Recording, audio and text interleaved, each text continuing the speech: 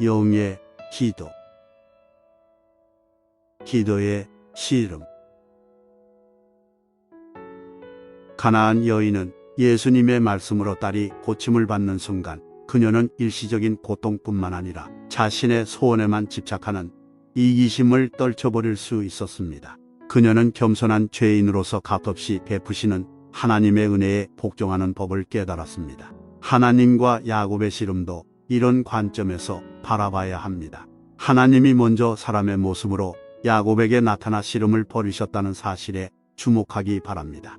야곱은 에서를 두려워했지만 하나님은 그가 그보다 훨씬 더 큰 위험에 처해 있다는 사실을 깨우쳐 주려고 하셨습니다.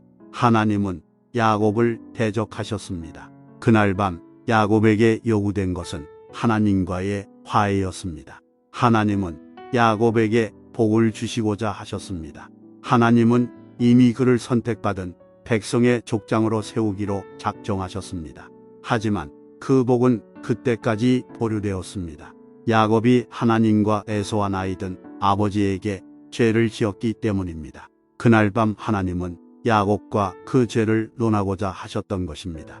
겉으로 씨름이 이루어지는 동안 야곱의 마음속에서는 죄의 문제가 처리되고 있었던 것이 분명합니다. 야곱은 우리와 마찬가지로 하나님의 선뜻 은혜를 베풀지 않으시기 때문에 씨름을 해서라도 쟁취해야 한다고 생각했을지 모릅니다. 그는 이를 뒷받침하기라도 하듯 내게 축복하지 아니하면 가게 하지 아니하겠나이다 라고 말했습니다.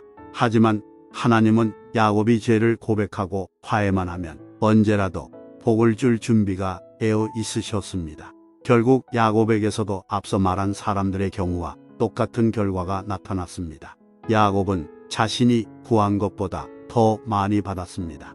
그는 형 에서가 증오심과 복수심으로 인해 자칫 자신과 가족을 다 죽일지도 모르는 긴박한 상황을 앞두고 먼저 보낸 가설들과 자신을 위해 하나님의 도우심과 축복을 간절히 빌었습니다. 하지만 하나님은 그 이상의 복을 주셨습니다. 하나님은 야곱에게 결코 잊지 못할 만남을 허락하셨습니다. 당시의 사건은 이스라엘 백성 모두가 길이길이 기억할 정도로 깊은 인상을 남겼습니다. 그날 이후로 이스라엘 민족은 동물의 환도뼈 큰 힘줄을 먹지 않았습니다. 그 이유는 야곱이 그곳을 다친 것을 기념하기 위해서였습니다. 하나님은 야곱에게 남은 생애 동안 겸손히 살아갈 수 있는 마음을 허락하셨습니다. 그는 자신의 무가치함을 깨닫고 온전히 하나님을 의지하게 되었습니다.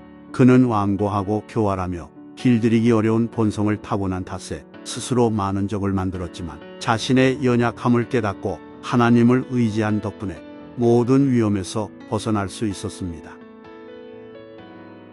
이제 이런 사실을 염두에 두고 사도 바울이 중보기도와 관련해 기도의 씨름을 언급한 내용을 다시 살펴봅시다. 지금까지 말한 대로 중보기도와 관련된 기도의 씨름도 억지로 하나님을 설득해 응답을 받아낸다는 의미로 이해해서는 안 됩니다. 오히려 이 씨름도 위에서 설명한 씨름과 많은 점이 일치합니다. 다만 차이가 있다면 지금까지 말한 기도의 씨름은 개인과 관계가 있고 사도 바울이 말한 기도의 씨름은 다른 사람들과 관계가 있다는 점뿐입니다. 우리의 중보기도는 앞서 언급한 것과 똑같은 이유로 많은 어려움을 초래합니다.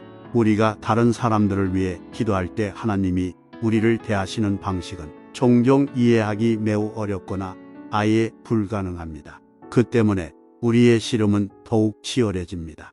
중보기도를 할 때에도 우리의 씨름은 하나님이 아니라 우리 자신과의 싸움입니다. 우리의 내면에는 중보기도를 방해하는 요인이 많습니다. 기도의 영이신 성령님은 그런 방해 요인을 우리에게 깨우쳐 주십니다. 그 순간부터 즉시 싸움이 시작됩니다. 그런 방해 요인 몇 가지를 예로 들면 다음과 같습니다. 첫째, 우리의 이기심입니다.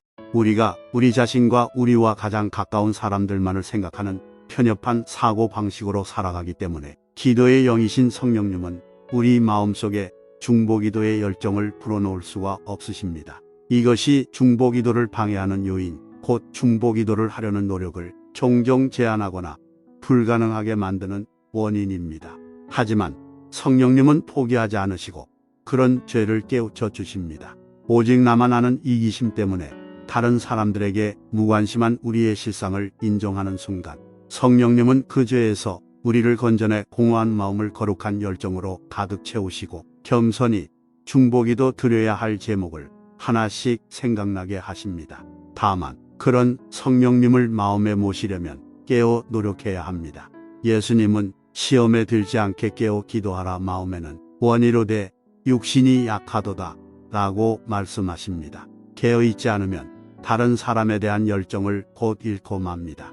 깨어 중보기도를 드리는 사람은 자신의 실상을 잘 알고 있기에 날마다 다른 사람을 사랑하는 열정을 가득 채워주시는 예수님을 굳게 붙잡습니다.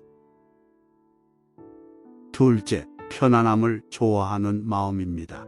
예수님은 이것이 우리의 기도 생활에 큰 위험을 초래한다는 사실을 잘 알고 계셨습니다.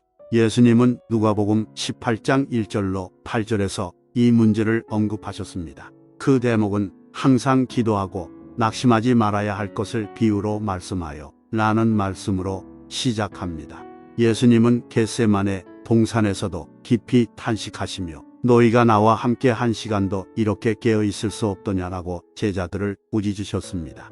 그날 밤 제자들은 편안함을 좋아하는 마음에 사로잡혔습니다. 우리도 그들과 조금도 다르지 않습니다. 우리 자신이나 다른 사람들을 위해 기도드릴 때 편안함이 느껴지는 동안에는 아무 문제도 일어나지 않습니다. 하지만 기도가 실증나기 시작하면 그때부터 서서히 기도를 중단하게 됩니다. 우리의 지난 날을 돌아보면 그런 부끄러운 경험이 얼마나 많은지 모릅니다. 예수님이 깨어 기도하라고 권고하시는 이유가 여기에 있습니다. 사도 바울은 이를 기도의 수고라고 표현했습니다. 그는 에바브라가 늘 골로새 교회의 신자들을 위해 애써 기도하고 있다고 말했습니다. 이는 기도가 많은 힘을 기울여야 할 싸움이라는 점을 일깨워줍니다. 변함없는 열정으로 다른 사람들을 위해 기도하려고 애쓰고 그들의 어려움과 고통을 안타깝게 여기는 마음으로 매일 쉬지 않고 중보기도를 드리려면 많은 싸움과 노력이 필요하다는 사실을 깨닫게 될 것입니다. 가장 어렵기 때문에 가장 큰 수고가 필요한 기도는 끈기 있는 기도, 즉 응답이 주어질 때까지 낙심하지 않고 드리는 기도입니다. 어떤 사람이나 목적을 위해 힘써 기도하려면 어떻게 해야 할까요? 첫째, 그 사람이나 그 목적을 위해 살며 느끼며 고난받는 것이 필요합니다. 특히 기도의 대상이 혈연이나 우정으로 맺어진 사람이 아닌 경우에는 그렇게만 하는데도 큰 수고가 따릅니다. 둘째, 힘써 기도하려면 끝까지 인내하며 기도를 가로막는 방해 요인을 극복해 나가야 합니다. 그러려면 항상 깨어있어 기도에 게을러질 때마다 즉시 정신을 차리고 기도의 영이신 성령께 도움을 청해야 합니다. 이 싸움에서도 성령님이 결정적인 역할을 하십니다. 성령님이 우리가 기도에 낙심한 상태라는 사실을 깨우쳐 주실 때마다 신속히 돌이켜 솔직히 고백하면 성령님은 정신을 집중해 기도해야 할 여러 가지 일을 마음속에 생각나게 해주십니다. 우리는 이 점을 위로와 격려로 삼아야 합니다.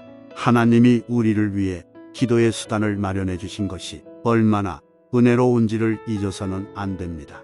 이 밖에도 우리는 기도의 수고와 기도의 씨름이 서로 일맥상통한다는 점에도 유의해야 합니다.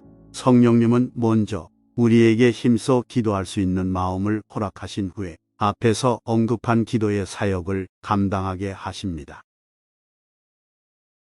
하나님이 기도의 사역을 감당할 사람을 충분히 확보하시기 어려운 이유가 바로 여기에 있습니다. 다음 시간에 계속해서 이어가겠습니다. 구독과 알림을 켜두셔서 계속하여 함께 은혜를 나누시면 좋겠습니다. 우리의 소망이신 주님을 찬양합니다.